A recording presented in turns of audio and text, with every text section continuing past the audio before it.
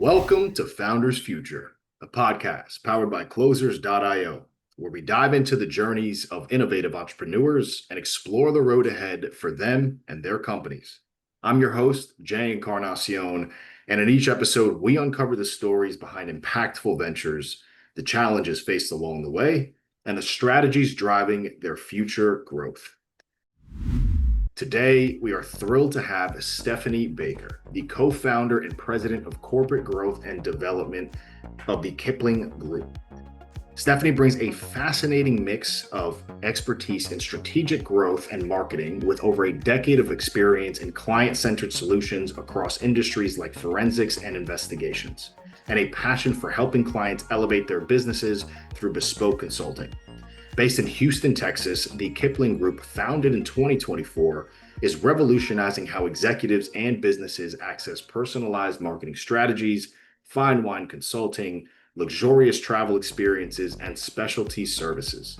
We'll be exploring her founding story, how her business empowers clients in the luxury consulting space, and her vision for scaling this impact-driven venture.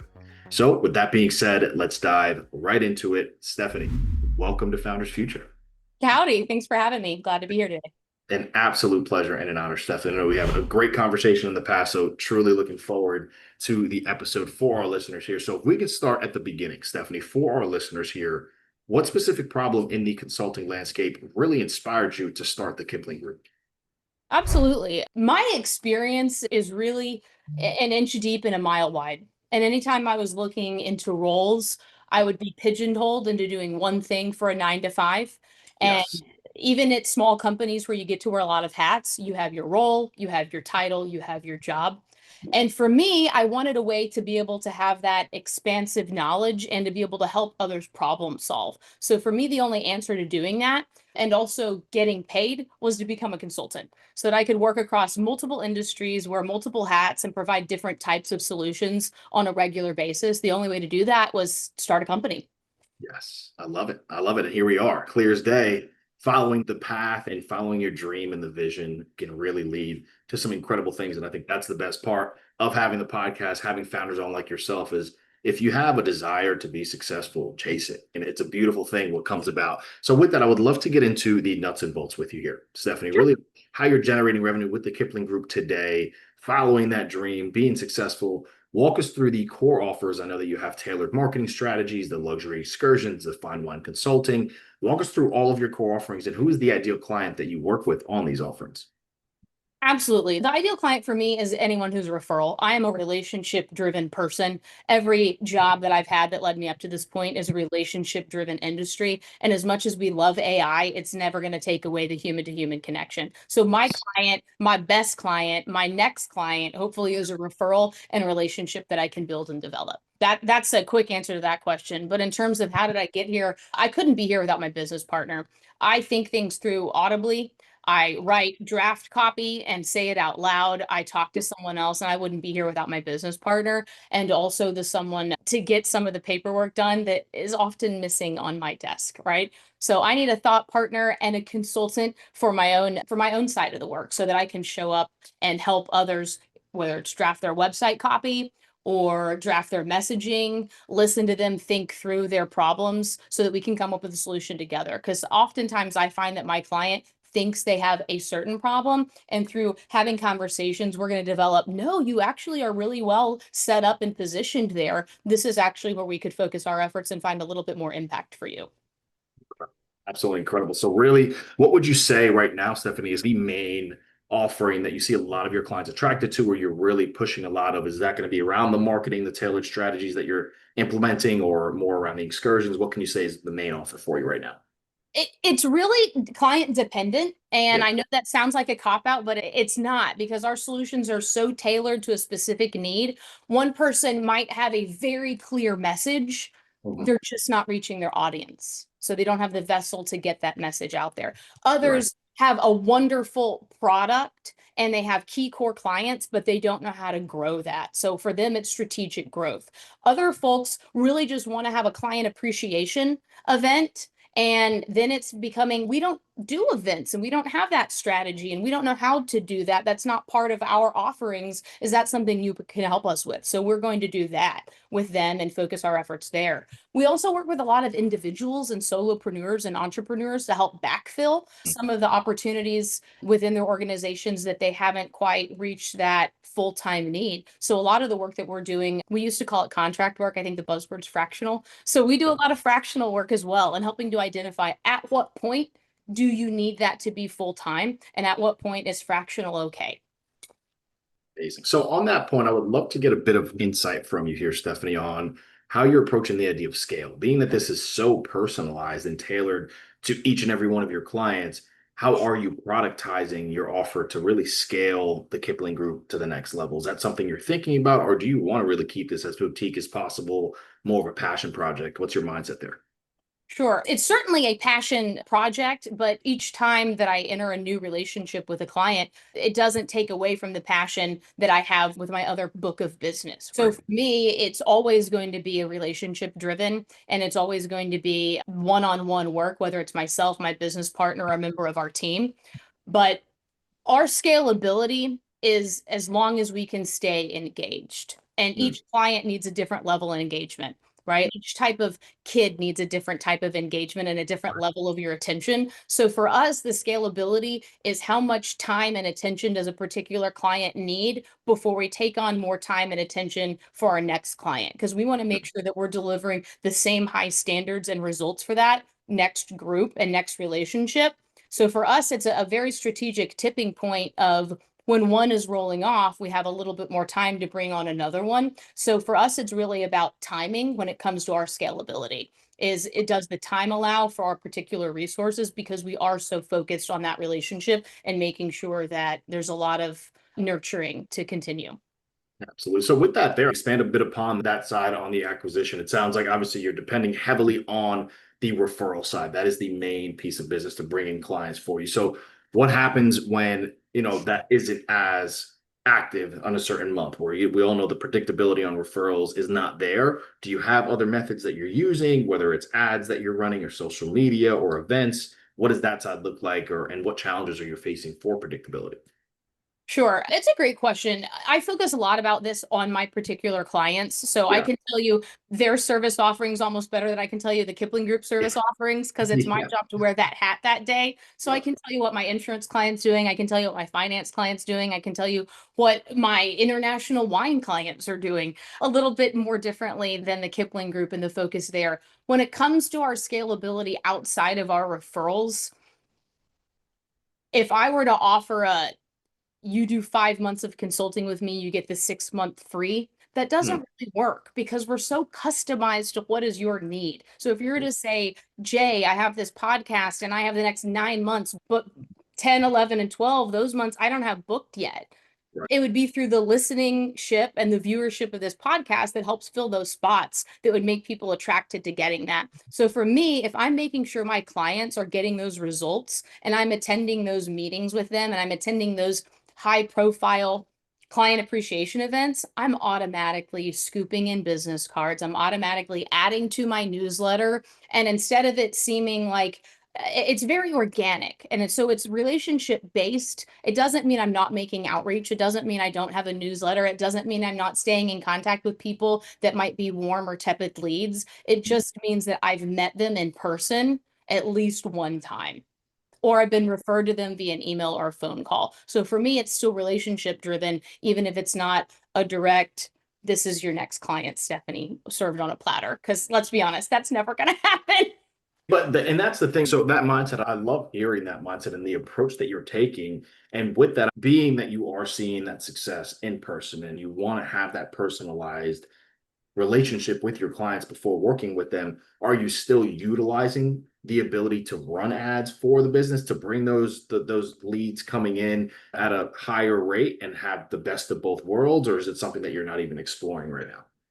It's something I'm exploring with my clients. As for the Kipling Group, at this particular time, that scalability is around a 2026 goal for us. I understand and see the value in advertising because I do that, right? And I implement that as a solution as part of strategic growth for certain clients.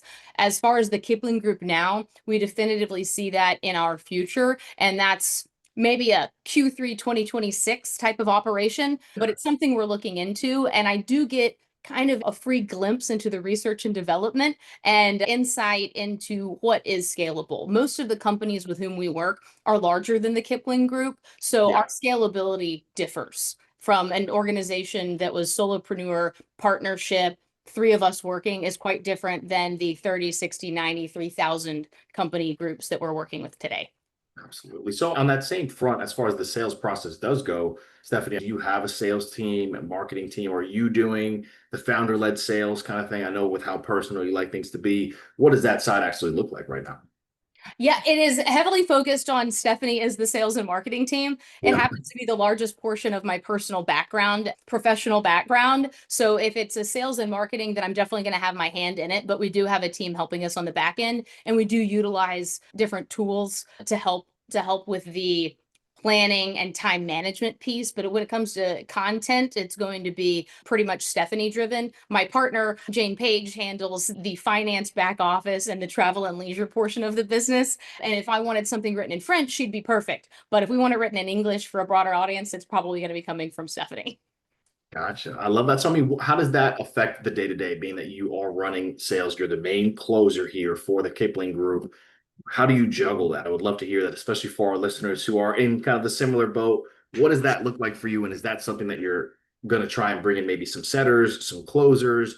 What's that look like? No, I appreciate it, especially coming from Closers IO. It's a great little segue there to your business offering outside of the podcast.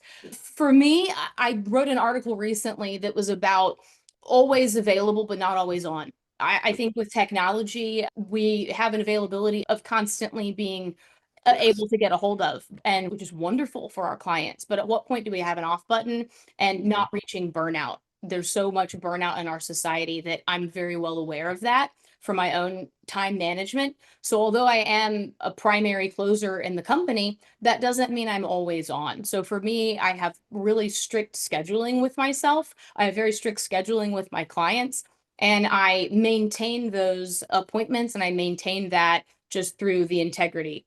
Doesn't mean I'm not using systems to assist programming. It doesn't mean I'm not using them to assist with time management and planning. It Right. just means that I'm utilizing those tools a little bit differently to help shape and model my day.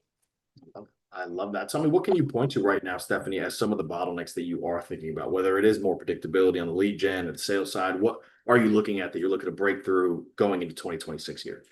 Yeah, absolutely. I don't know a single entrepreneur or solopreneur founder that hasn't thought, gosh, if I could just clone myself, right? Or gosh, if I could have more time and hours in the day.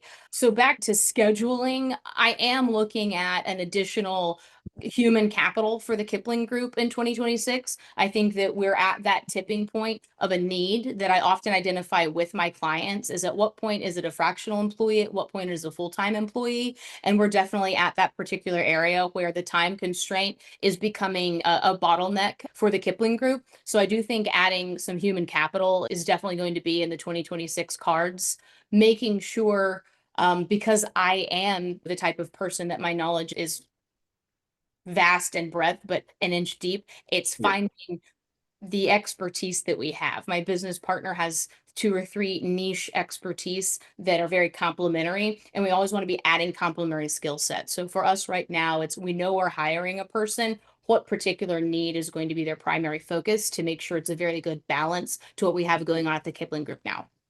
I love it. I love that. Do you guys have that in mind of what need you think is standing out the most right now, or is it still up in the air? It's not up in the air. I think our bespoke consulting side that kind of falls more into sophisticated living, travel, and leisure is my partner's domain. And I think finding a third person to help with the back end would allow that portion of our business to grow because that's her expertise is in high end hospitality and Mm. service work. So I think that is going to be an identified area of growth for 2026. And since she's doing the back end that I do sales and marketing, she does accounting and finance. I probably think finding the accounting and finance back end would be where we're leaning heavily. So that's what we see for some time in 2026. Absolutely love that. So, with that being said, walk me through the rest of this year. What are you really laser focused on here, Stephanie, for that success you're looking to achieve in 2026? Yeah, absolutely. For me, I understand that in the corporate world, we work on metrics, we work on KPIs, we work on are you hitting your number and what is your target revenue? And these are all great. For Mhm. me and the Kipling Group, our focus is if our clients are getting their results, then that means we've hit our mark. So I have key metrics that I have with each one of my clients right now, and we are on target or we've already met or exceeded them. So as far as I'm concerned, I'm already thinking into 2026. We have happy customers. We're retaining those customers. So we want retention, we want referrals, and we want to keep building those relationships. Absolutely incredible. So, with that being said, then talk to me a bit about the mindset or what you're seeing the bespoke consulting industry evolving into in the coming years, especially with your client centered approach. What are you doing to keep yourself at the forefront of the evolution that you're picturing? Oh, absolutely. I think it's pretty interesting. Anytime I'm going out to a meal with a client, I'm wondering if that location is a great place to host an event for another client. I'm always in research and development mode. Doesn't matter if I'm at a coffee shop, a restaurant, a gym, an art gallery, an airport, a lounge. How can I turn this into an experience that is going to work for the audience of another client? Because if I'm having a good time, that means someone else will be having a good time. If I have a problem and I see exceptional customer service somewhere, I'm going to want to understand how did they reach that exceptional customer service and how can I replicate that for the Kipling Group or how can I replicate that in one of my clients? So I'm constantly in research development mode. Whether as soon as my feet leave my house or leave my office, I'm in R&D mode. What's being done? How can I improve upon it? What's working? How can I implement it in my own business or in the business of my clients? It's absolutely incredible. So, with that right there, I want to take us into the lightning round here, Stephanie, for our listeners. So, two more questions for you before we wrap it up. The Sure. first is going to be on a tool or resource side. So, whether it's a marketing insight, a mentorship strategy, an AI tool, what do you think has been the biggest game changer for the Kipling Group this far? Oh, twofold. One, mentorship is incredible. When you see someone and you give them the opportunity to put their hands in a lot of different pieces, you're going to find out where they flourish and you're going to watch that person skyrocket. So I Mhm. think giving opportunities to young folks, mentoring them and letting them experience a wide breadth of different business services, they're going to find their niche. And there's nothing more exciting than watching that grow. Also, for the Kipling Group, we use AI and we use different tools, right? Like I mentioned, for project management, scheduling, time management. We also use it for our marketing, sales. Mhm. Chat GPT is overutilized and underutilized at the same time. Your bots are only as good as you've created them to be. So mine knows AP style. It loves the Oxford comma. And anytime I write any marketing copy, I'm the one that creates it, but that is going to edit it for me. And Yep. that's the biggest time saver. Don't use it for your research. We don't know about the fact checking, but we love it for editability. I love it. I absolutely love that. And then, last but not least, here, Stephanie, what is the best piece of advice that you can offer to our listeners tuning in right now? Just heard your incredible journey and everything you're doing with the Kipling Group. What can you leave them with before we wrap it up? Sure. Don't let great get in the way of good. I wish I had started a year and a half sooner. I wish I had started when I thought that I was 75% of the way there or 65% of the way there. I didn't even create my website till I was halfway through the first project of our first client. And then my business partner came in and we offered an entirely new service because we found a need. So don't let great get in the way of good. Start now, start today. I love it. I love it. With that right there, ladies and gentlemen, that is going to wrap up another inspiring episode of Founders Future. And Stephanie, truly just want to thank you so much again for coming on the show, sharing your incredible journey and your insights with myself and the listeners.